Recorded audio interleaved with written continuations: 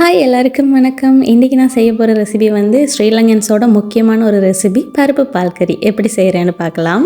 இதுக்கு நான் மைசூர் பருப்பு வந்து ஒரு 150 கிராம் எடுத்து நல்லா கழுவிட்டு அது ஒரு அரை மணி நேரம் ஊற வச்சுருக்கேன். இப்போ ஒரு பாத்திரத்தில் ஒரு 3 கிளாஸ் போல் தண்ணி சேர்த்துட்டு இப்போ நம்ம ஊற வச்சுருக்க பருப்பை இதில் சேர்த்துடலாம்.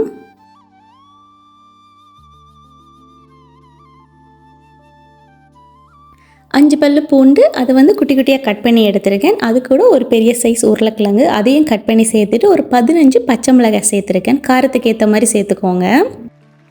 அரை டீஸ்பூன் கல்லுப்பு போட்டிருக்கேன். அரை டீஸ்பூன் மஞ்சள் தூள் இது எல்லாத்தையுமே சேர்த்து மூடி போட்டு நல்லா ஒரு 25 நிமிஷம் நம்ம வேக விட்டு எடுத்துடலாம்.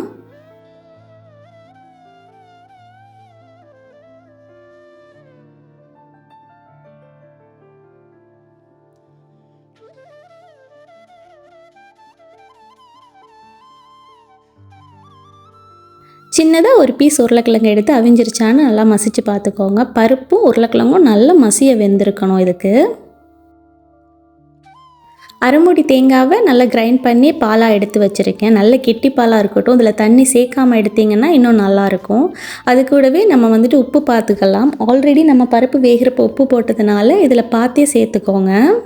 உப்பு சரி பார்த்துட்டு ஒரு 5 to 6 நிமிஷம் நல்லா ஹை ஃப்ளேமில் கொதிக்க விட்டுடலாம். நமக்கு ரொம்ப லிக்யூட் ஃபார்மில் இருக்க வேண்டாம். ஸோ அதனால் கிரேவியாக இருக்கணும். அதனால் தண்ணி நல்லா வற்றி போகிற அளவுக்கு கொதிக்க விட்டு எடுத்துக்கோங்க.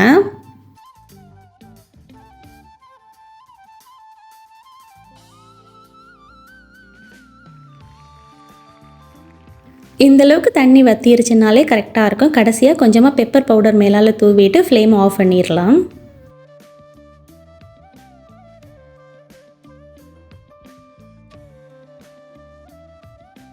இப்போ இதுக்கு வந்து தாளித்து கொட்டிடலாம். தாளிக்கிறதுக்காக ஒரு பேனில் 3 கரண்டி போல் எண்ணெய் சேர்த்துருக்கேன். எண்ணெய் நல்லா சூடானதும் ஒரு ஸ்பூன் கடுகு, அரை டீஸ்பூன் போல் சின்ன ஜீரகம் சேர்த்துருக்கேன். இது ரெண்டும் நல்லா பொரிஞ்சு வரட்டும். பொரிஞ்சு வர ஒரு 15 சின்ன வெங்காயம் ரவுண்டாக கட் பண்ணி அதையும் இதில் சேர்த்துருக்கேன்.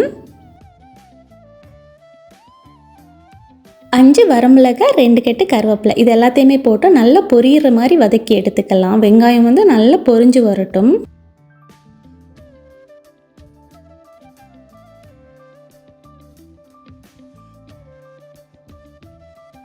வெங்காயம் நமக்கு இந்த அளவில் பொரிஞ்சு வரட்டும். வந்ததுக்கப்புறமா கொஞ்சமாக பெருங்காயத்தூள் சேர்த்துருக்கேன். அதையும் ஒரு 2 செகண்ட் வதக்கிட்டு அப்படியே நம்ம பருப்பு பால் கறியில் கொட்டிட்டு நல்லா ஒரு கிண்டி விட்டுடலாம். இப்போ ஸ்ரீலங்கன்ஸோட முக்கியமான ரெசிபியான இந்த பருப்பு பால் கறி ரெடி ஆயிடுச்சு.